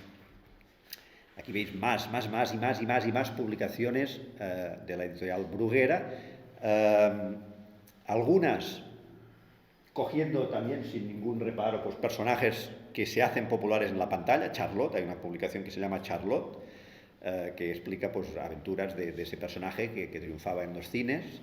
Hay otras que imitan personajes que la gente conoce del cine, etc. Y es verdad que en España, no tanto como en Italia, hay mucha más producción autóctona. Es decir, las publicaciones americanas no desembarcan de forma masiva, es decir, que alguna de estas revistas publica alguna vez historietas americanas o en algunas ocasiones redibuja publicaciones extranjeras para adaptarlas a su público, copiando directamente, porque tienen claro que lo que leen los americanos no va a llegar al público español, entonces le dicen a un dibujante, oye, hazme esto, dibújamelo otra vez, y pasa. Pero no es de forma masiva hasta entrados los años 30 que esto pasa, y tenemos mucha publicación que es autóctona. Hay muchos dibujantes de gran interés, que hacen mucha producción de historieta para niños. Incluso el mismo Pulgarcito tiene una versión catalana que es el Sigronet. Un sigró es un garbanzo, por lo tanto sería garbancito el Sigronet, ¿no? Y publica las mismas aventuras que se publicaban en Pulgarcito, pero en catalán. Y aquí es otra de las grandes revistas que triunfan, porque coge una idea que venía del Patufet, que el Patufet tiene unas cosas que son como agrupaciones de lectores que se llaman Pumells de Juventud, y Pulgarcito reivindica el hecho de que sus lectores sean activos, se agrupen, se encuentren, hagan actividades. Entonces, no solo es la revista, sino que hay todo un marketing detrás de la revista para también venderla y activar la circulación de estas publicaciones. El éxito de estas publicaciones a partir de los años 20 realmente hace que los editores de distintos lugares y de distintas condiciones se interesen por el mercado que supone el público infantil. Es decir, es un mercado que no se agota nunca, porque cuando unos niños crecen vienen otros, y que si haces productos atractivos ves que los niños responden. Entonces, por ejemplo, en Madrid, Rivadeneira, que es uno de los grandes editores de prensa que hace varias publicaciones, pero por ejemplo, una de las publicaciones que hace es Gutiérrez, que es una revista de humor para adultos. Hace un poco la competencia Buen Humor, que es otra revista de humor para adultos, en la que están, pues, el director es Caíto y tiene una cantidad de dibujantes impresionantes, pero hacen también su publicación para niños, que es Macaco. Entonces hay unos personajes que son Macaco, Macaquete, su chupete, y crean todo un universo realmente divertido, cómico, de personajes autóctonos muy interesantes, y además, en este caso, cuidando bastante bien el producto, teniendo en cuenta que ni el TVO ni el Pulgarcito son publicaciones que cuiden mucho ni la calidad del papel, ni la calidad de impresión, ni la calidad de las tintas. Es decir, dice, bueno, si ya lo compran, ¿no? Pues no hace falta invertir. En cambio, en Rivadeneira, por ejemplo, que es una empresa de artes gráficas, es el amo también de la imprenta, por lo tanto, puede invertir en la calidad del papel y en tintas para sus revistas, porque él es el propietario de las máquinas también, ¿no? Entonces haces un producto de gran calidad y hay, por ejemplo, en esa década, ¿no? Aparecen cosas muy interesantes. Por ejemplo, Chistu, que es una publicación que aparece en Donosti, que es la primera publicación, la primera historieta, el primer TVO que se considera pues, que es vasco, ¿no? Y aparece vinculado a una publicación que allá es donde se desarrollan las primeras historietas, pues. Y en Madrid, por ejemplo, en 1930 tenemos una publicación que está adelantada a su tiempo, ¿no? Una cosa muy interesante, dirigida por López Rubio, y en la que se encuentran pues, talentos como Miura, Tono, el mismo López Rubio, y que tienen un humor, ese humor que después se impondrá con la Codorniz, es un humor entre surrealista y gamberro, despreocupado y además con un grafismo de una nitidez extraordinaria, muy propio, muy autóctono. Esto es muy español, así como hemos visto que hay otras historietas, otros grafismos que miran afuera. Aquí hay una serie de estilos y de autores que descubren una manera de explicar las cosas y crean páginas verdaderamente memorables, ¿no? Esta revista pues tampoco duró mucho porque realmente igual fue demasiado moderna para su época, pero verdaderamente la colección del perro, el ratón y el gato es una maravilla. En 1931 aparece en Barcelona Pocholo. Pocholo es una revista que empieza de forma muy modesta, pero lo que hace es intentar copiar lo mejor que tienen cada una de las publicaciones que están triunfando en ese momento. E incorpora pues ideas de TVO. Si veis un poco la configuración de portada, incluso las letras se asemeja mucho al diseño de TVO. Copia las ideas también pues, de Pulgarcito, de tener los lectores, copia ideas de Patufet, de hacer concursos entre los lectores y sorteos y hacer encuentros. Es decir, es una revista que en muy poco tiempo crece muy rápidamente y que está siempre mirando qué puedo hacer en mi revista para que sea más moderna, para que sea una cosa más leída. Y es la que de alguna forma incorpora una generación de dibujantes muy jóvenes que son los primeros que de forma sistemática, porque antes había pasado pero no repetidamente, incorporan los globos de texto de los personajes dentro de la viñeta. Es decir, ya no hace falta la viñeta con el texto debajo, sino que los autores, porque primero son jóvenes y segundo, es decir, que tienen ganas de hacer cosas nuevas, y segundo también porque yo creo que hay una gran influencia del cine. Son autores que después, está Arturo Moreno, que después será, ahora yo creo que tengo una diapositiva relativa a ello, que será el director de una película que es Garbancito de la Mancha. Están Cabrero Arnal será después exiliado en Francia, autor de Pif, Le Chien, que sea uno de los grandes personajes del cómic francés. Hay una serie de autores pues, que se interesan.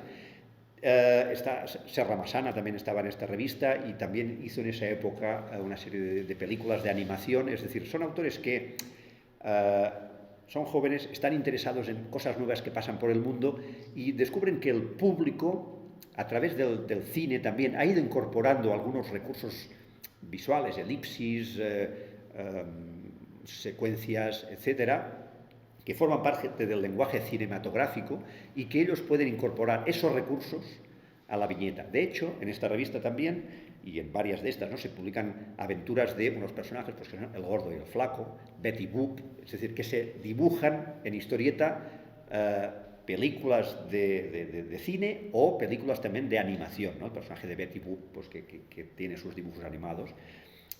Y entonces, eso les permite también explorar recursos narrativos que hoy son recursos fundamentales del cómic, ¿no? La elipsis, las onomatopeyas,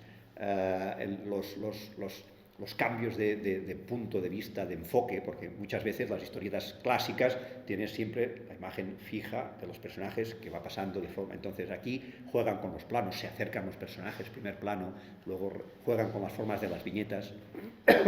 Una revista que hace una gran aportación porque a partir de 1932-33 se normaliza el uso de una serie de recursos expresivos que hasta ese momento no se habían utilizado en el cómic español. Y no porque no se conociesen, es decir, esos recursos expresivos aparecen de forma puntual en algunas historietas, en algunas páginas concretas, en algunos momentos, pero un autor lo utiliza y a la siguiente semana ya no. Otra vez, pero no. En cambio, en Pocholo, esos recursos expresivos que en el cómic americano se utilizan ya de forma normal, regular, estamos en 1930, aquí ya está a punto de aparecer Superman y ya están a punto de aparecer los superhéroes, todo un universo que se va a crear de lectores. Todos estos recursos expresivos son ya normales para el público americano y son una novedad para el lector europeo en general. En esta época, durante los 30, es cuando en la mayoría de publicaciones europeas se desarrolla este tipo de cómic. Es cuando aparece también Tintín Si os fijáis, las primeras diapositivas de Tintín que nos ha mostrado él, el tipo de texto en los globos se parece mucho a esto, ¿no? Escribían el texto y luego reseguían adaptando el globo al texto, no hacían el globo expansivo, sino que lo adaptaban a la necesidad del texto, ¿no? Están explorando todo un terreno desconocido. Es apasionante ver cómo van apareciendo estas novedades y en 1934 en España desembocan los cómics americanos y se publican, por ejemplo, revistas como Mickey. Mickey es una revista que publica directamente cómics americanos. Los traducen solo el texto y publican esos cómics. Cosa que hasta entonces no se había hecho. Así como los italianos ya iban publicando historietas, páginas, algunas las redibujaban, otras las aprovechaban. Los españoles no. Habíamos tenido siempre producción autóctona, ¿no? Pero aquí vemos, por ejemplo, pues una página de Cabrero Arnal, una página de Arturo Moreno, en las que hacen estos... Bueno, es un cómic moderno, es un cómic que un lector de hoy no encuentra para nada raro, ¿no? Por ejemplo, el recurso expresivo de Arturo Moreno en esta primera página de Punto Negro. Punto Negro es una mancha de tinta que se escapa del papel, ¿no? La maravilla, pues, de este juego metalingüístico, metagráfico, en la que un elemento del propio papel toma vida y va a tener una serie de aventuras, ¿no? Son unos cómics ya absolutamente modernos, ¿no? Aquí, pues, para recordar això, que Arturo Moreno fue el director, el principal animador, el principal artífice con muchos de estos dibujantes que luego no se llevaron la fama, pero que estaban trabajando, porque para hacer una película de animación hacen falta muchísimos dibujos. Escobar mismo también trabajó en esta película, muchos otros, pero hicieron Garbancito de la Mancha, que fue lo que se considera la primera película de animación española, ¿no? Contemporánea, pues, de las grandes producciones que inauguran un imperio que será el de Disney. Después, pues, Arturo Moreno, cuando se exilia, también vemos que es un dibujante que siempre busca la modernidad, ¿no? Los dibujos, pero eso ya se nos escapa, ¿no? Volvemos a España para ver que en 1932, pues, también el diario ABC publica un suplemento para niños, se llama Gente Menuda, también, pues, con López Rubio y con grandes dibujantes. Vemos lo que planteaba él también, ¿no? Como dice, no, hay un personaje que se parece un poco a Popeye. Bueno, pues claro, si funciona allí, ¿por qué no va a funcionar aquí, no?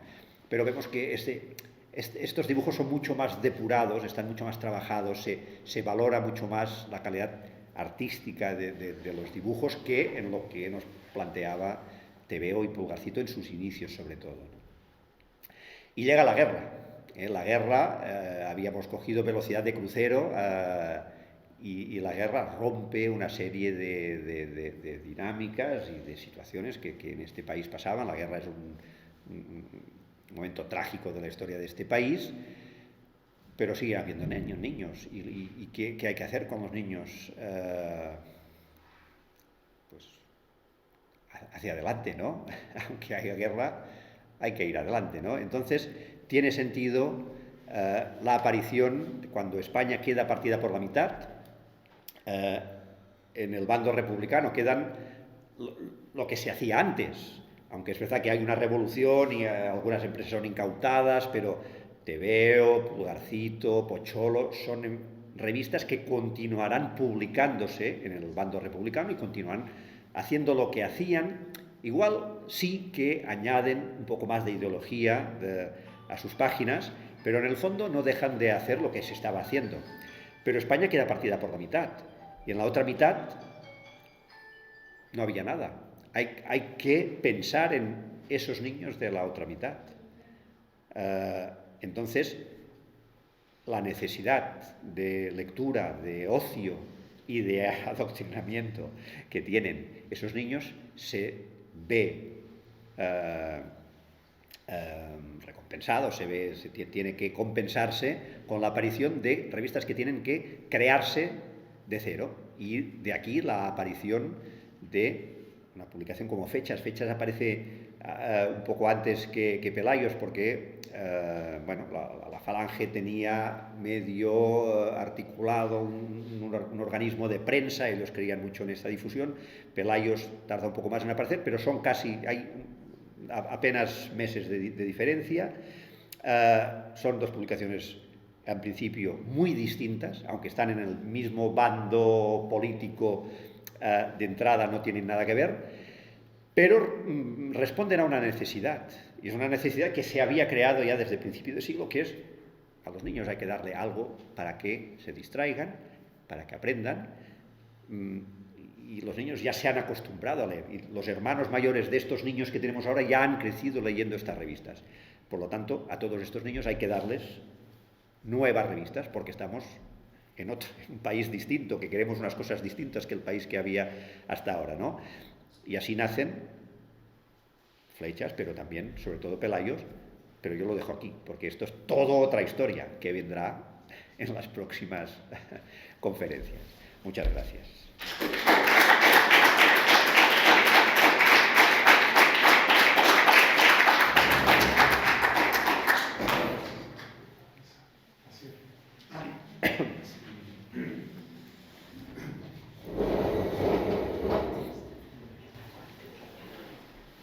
No tenemos mucho tiempo, pero quizás un turno de preguntas o algún debate para terminar de dar la puntilla a la sesión.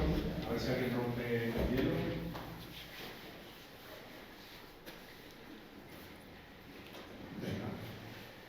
Bueno, enhorabuena a los dos y muchas gracias por vuestras intervenciones. Creo que han sido muy interesantes, muy ilustrativas y nunca mejor dicho. No estoy queriendo hacer un juego de palabras, pero en fin, yo creo que es bastante... Yo quería preguntaros un poco por una cuestión de carácter más industrial económico, porque al final la puesta en marcha de cualquiera de estas iniciativas depende de una serie de condicionantes que son puramente económicos. Es decir, hace falta una industria, hacen falta imprentas, hacen falta quien pueda trasladar una idea a un formato concreto y luego además la gran dificultad de distribuirlo. Entonces, ¿qué papel creéis que juega tanto, por ejemplo, en la influencia internacional, en el caso de España o de otros países, esa capacidad industrial y ya más concretamente en el caso español? Yo. No, yo creo, es verdad que al final una revista es un negocio editorial, es de lo que le interesa a cualquier editor, y todos los editores de todas las revistas de las que yo he hablado, pero también de las que ha hablado él, Herzog primero, era vender revistas. ¿Por qué? Porque eso le daba dinero. Por lo tanto, el primer objetivo es ganar dinero. Por lo tanto, es verdad que la logística, el hecho de hacer las revistas para llegar a la gente, influenciar, está muy bien, pero influencias si llegas. Y para llegar tienes que hacer algo atractivo, y haces algo atractivo para que te compren. Es decir, al final es un círculo que no sé si vicioso o virtuoso, pero un pez que se muerde la cola. Necesitas que todos los factores funcionen. Es verdad que en España se da una cosa que tiene que ver con la configuración del país, y es que la mayoría de estas publicaciones, aunque son de ámbito nacional, no son de ámbito nacional. O sea, estas publicaciones, donde funcionan, donde llegan, donde tienen grandes lectores, es en las grandes ciudades, en las grandes capitales. Y por eso también tiene sentido que cada capital o cada ciudad acaba teniendo su propia publicación, que es la que sabe responder mejor a las necesidades de su público. Es decir, las revistas de Barcelona, TVO mismo, aunque llegan a toda España, seguramente las dificultades para hacer llegar una revista desde Barcelona hasta Pamplona o hasta Madrid hace que el tiempo desde que sale la revista hasta que llega al lector sea mayor. En ese momento no vivían en la locura de la actualidad que estamos ahora, por lo tanto al chaval le va a dar lo mismo si el número 15 de TVO le llegaba esta semana o la semana que viene, mientras la semana que viene le llegue otro. Es decir, que mientras la logística permita una distribución continuada, no hay un gran problema en que los lectores de Barcelona estén leyendo el número 15 y en los de Bilbao estén leyendo el número 12 todavía, no hay problema. Pero es verdad que en España, sobre todo, las empresas editoriales funcionan sobre todo en las grandes ciudades, en las grandes capitales, y eso también favorece la aparición de productos locales, ¿no? Sevilla tiene su sistema de prensa, Madrid tiene su sistema de prensa, el norte tiene su sistema, Galicia, es decir, porque la logística es más fácil cuando tienes un territorio más controlado, ¿eh? Pero es verdad que lo que les interesa a los editores es vender, cuantos más mejor, ¿no? Y todas las mejoras que hacen, por ejemplo, vemos evoluciones en los formatos del TVO, que empieza imprimiéndose pequeñito y en una tinta, luego se la hacen más grande y ponen 2 tintas, luego ponen más páginas. Todo esto no lo hacen por amor al arte, lo hacen para conseguir más lectores, y cuando hay competencia lo hacen para conseguir vender más que la competencia, ¿no? Es una industria, está clarísimo. Sí que es verdad, y en el caso español y con Pelayos yo lo veo muy claro. Pensad que en San Sebastián hay un momento determinado que primero ya hay una tradición importante editorial y se suma, con lo cual quiere decir que existían esas imprentas, y se suma una cosa que es muy importante, que claro, militarmente a Franco lo que le interesa, él tiene miedo que les invadan por tierra, ¿no? Entonces, uno de los primeros puntos con que se rinde y que toma Franco es San Sebastián. Con esto quiero decir que hay paz. Y entonces, cuando tú ya no te están cayendo bombas, tú ya tienes muchas más opciones de empezar a hacer otras cosas, ¿no? Ya, ahí ya no caían bombas, ¿no? Y por la misma, todo el mundo que podía, esto, mis padres, por ejemplo, por edad, pasó lo mismo. Mi padre es nacido en Madrid, en Chamberí, y mi madre es nacido en la Barceloneta, en Barcelona. Huyendo de la guerra, mi padre primero de Madrid va a Valencia, y de Valencia, cuando va a caer Valencia, se viene a San Sebastián, que ya había paz. Y mi madre desde Barcelona directamente, primero a Vitoria y de Vitoria a San Sebastián. ¿Por qué? Porque había paz, es decir, estaban huyendo de la guerra directamente, ¿no? Y entonces eso hace, esto lo sé por mi padre, ¿no? Eso hace que incluso una cosa que es muy importante, que es porque al final estás hablando de una cuestión industrial, pero no estamos haciendo chorizos. Estamos haciendo cómics. Es decir, ahí hay un artista. Esto pasa igual. Es decir, mi padre en San Sebastián, cuando era niño, pues tenía, en el mismo colegio que iba él, tenía a intelectuales de primerísima línea, uno un año por encima, otro por debajo. Alfredo Landa era compañero de cole, porque, bueno, pues algunos eran de San Sebastián nacidos y otros eran señores de otros lados que decían, aquí no me caen bombas, mi familia me ha traído.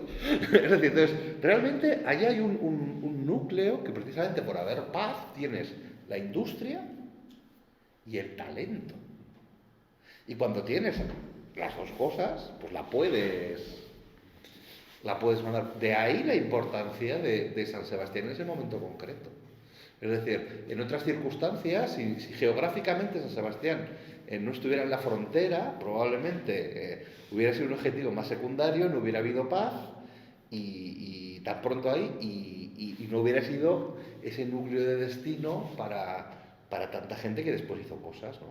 Desde ahí. No sé si te he contestado también un poco a la pregunta.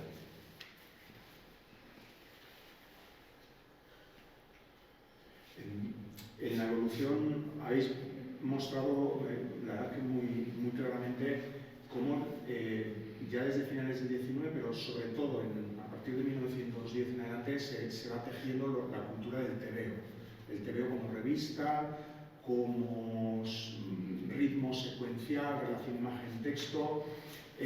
No quiero hablar en términos de conflicto, porque no creo que lo hubiera, porque se alimentan mutuamente, pero sí que la ilustración como tal y el TVO no son lo mismo, pero comparten, lógicamente, lenguajes y elementos. En el caso de Pelayos, en esta exposición creo que hemos defendido que no es una revista de TVOs, es una revista que usa TVOs e ilustraciones con unos fines, etc. ¿Veis que en ese momento donde se va gestando la revista Vectocomics de TVOs moderna, en cierto modo lo que podemos conocer a día de hoy, porque yo creo que mucho de lo que habéis mostrado salvando distancias, es lo que podemos seguir o hemos leído en nuestra infancia, incluso en algunos títulos de Mickey o la propia Pugarcito, etc. En ese momento existe algún tipo de, no quiero decir conflicto, pero de tensión entre el mundo de la ilustración como tal y el mundo del tebeo, el cómic emergente, o casan perfectamente a nivel formato, a nivel incluso de autores. Yo dibujo ilustración, tú dibujas tebeos, hay elitismo, hay piques, o simplemente es que todo se va tejiendo de una manera, me parece que es un mundo relacionado, pero que en algún momento pudiera... Yo tengo mi teoría. Vale. Mira, yo creo que es una cosa que es muy importante, es que si entiendes el cómic como lenguaje, el lenguaje depende del soporte. Es decir, el soporte condiciona el lenguaje. Y me voy a explicar. En principio, en las revistas estas de periódicos, cuando empiezan a hacer los chistes podían ser una sola viñeta y era una ilustración satírica, algo mucho más antiguo que el cómic, ¿no? Cuando esto empieza a funcionar y empieza a crearse el lenguaje, vienen las maravillosas planchas dominicales, que ya no es un trocito, ya es una página entera y a color. Esto ya por la propia naturaleza le da un espacio distinto que le permite multiplicar las viñetas y por lo tanto empezar a crear esa narrativa, ¿no? Por la misma, creo que conviven muy bien en periódicos y en revistas, incluso anteriores al cómic, conviven muy bien la ilustración con ese cómic, incluso que viene de prensa, es decir, de una viñeta, que también es cómic, ojo, que el chiste de un periódico que te hace Pachillidígoras o que te hace cualquiera de los otros dos, para mí eso es cómic. No vamos a entrar ahora también a matiz cuál es el límite del cómic, pero para mí lo es, ¿no? Y luego pasa una cosa que en el propio cómic americano, yo siempre hablo del cómic americano, no porque sea el primero, sino porque es el gran motor. Es cierto que lo consiguen, digamos, popularizar y todos van un poco a remolque, ¿no?, de ese gran motor. Pasa lo siguiente.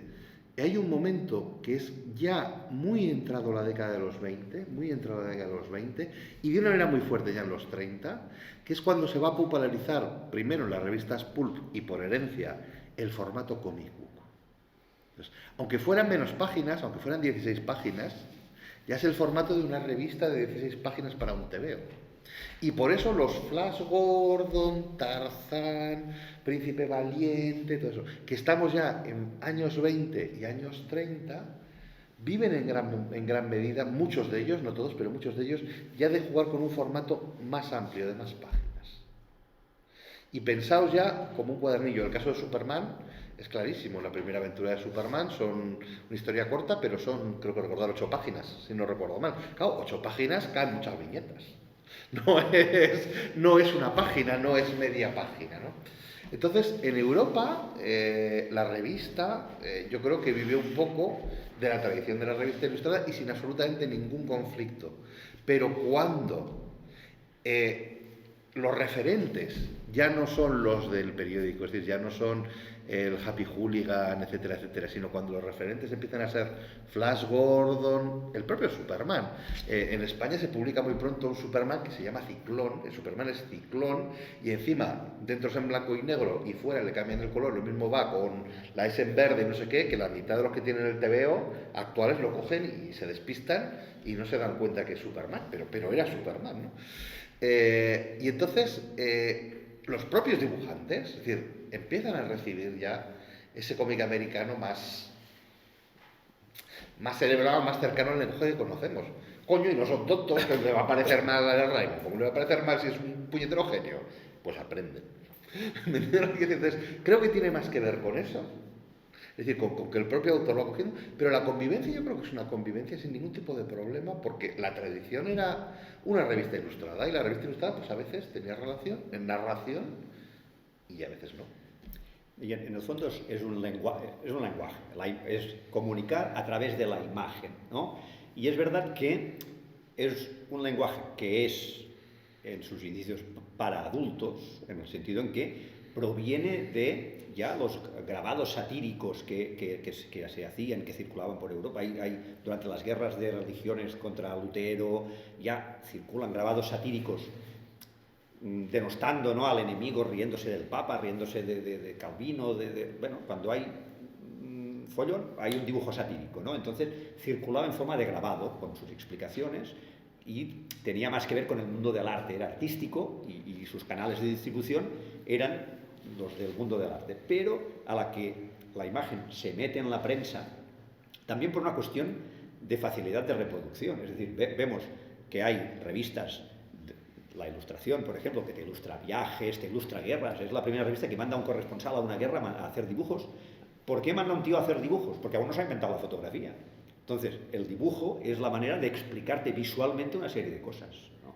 Entonces, ese lenguaje visual se abre paso en la prensa, de forma que ocupa muchas páginas de la prensa. Está la imagen satírica, que habla de política, se mete con los otros, estos somos míos, estos no. Entonces a la gente le interesa ese debate.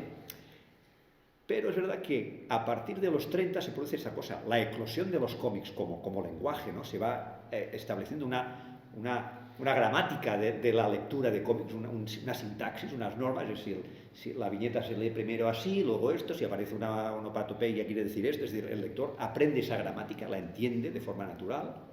Pero luego pasa otra cosa. En los 30 también, en la gran eclosión de la fotografía en la prensa. ¿Y qué pasa? Que la fotografía, de alguna forma, sustituye el dibujo en la prensa. ¿Por qué? Porque hasta entonces reproducir fotografías era complicado técnicamente, lento, y el dibujo era rápido y efectivo. Y estaba, claro, un dibujo en blanco y negro, en una plancha, pam, y al día siguiente tienes el dibujo. Para hacer una fotografía tienes que enviar al tío con la placa, revelarla, hacer un tramado, lo publicas en según qué papel, quedaban unos tramados horribles, que ves unas fotos que casi no se ve nada. Es decir, pero la técnica se va perfeccionando durante los 20, durante los 30. En los 30 la fotografía va comiendo terreno al dibujo en el periódico. ¿Y qué pasa?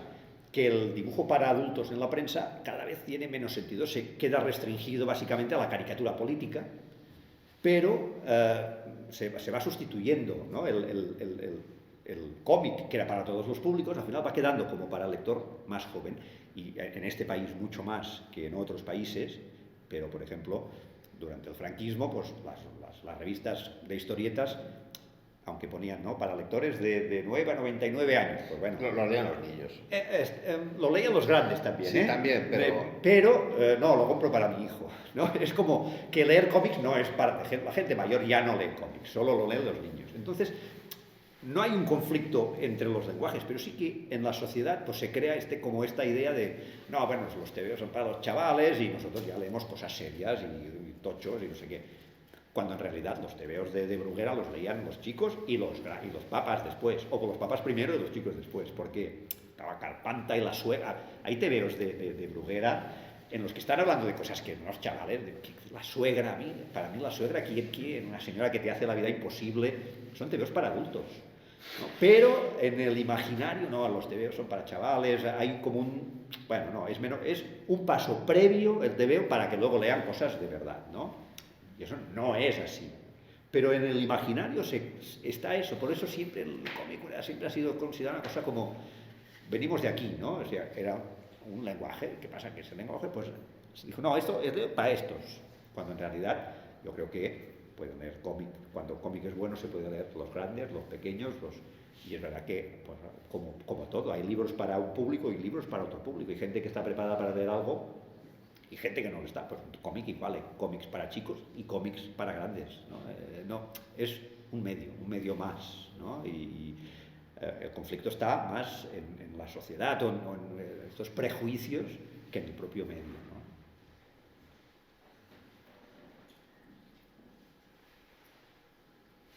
Las preguntas, que nosotros nos vamos y a este hay que traerlo desde Cataluña y a mí desde Galicia. Sale carísimo, así que aprovechad para preguntar ahora. Cerramos ya pues, la sesión, ¿os parece? Y muchísimas gracias. A vosotros. Muchas gracias.